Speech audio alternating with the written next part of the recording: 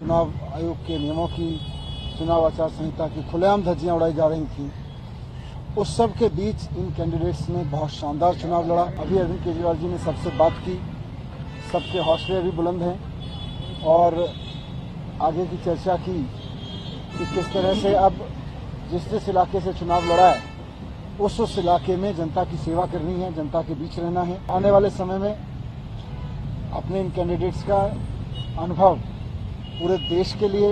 Party के प्रसार के लिए उनकी ड्यूटी लगाई जाएगी पूरे देश में, इसलिए उनके साथ चर्चा होगी। ऐसे समय में जब पूरी की पूरी मशीनरी, पैसा, शराब, इस सब का खुला खेल चल रहा था,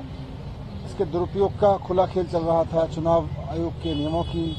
चुनाव आचार संहिता की खुलेआम धज्जियां उड़ाई जा रही थी। उस सब के बीच इन कैंडिडेट्स ने बहुत शानदार चुनाव लड़ा। ये अपने आप में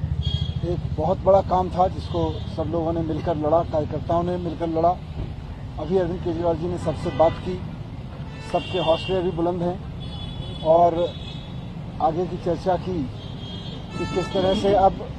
जिस इलाके से चुनाव लड़ा है उस इलाके में जनता की सेवा करनी है, जनता के बीच रहना है और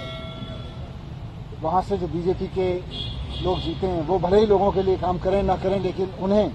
हमारे कैंडिडेट्स को उनके बीच रहना है, जनता की सेवा करनी है और आने वाले समय में अपने इन कैंडिडेट्स का अनुभव पूरे देश के लिए, पार्टी के प्रसार के लिए उनकी ड्यूटी लगाई जाएगी पूरे देश में, इसलिए उनके साथ चर्चा होगी।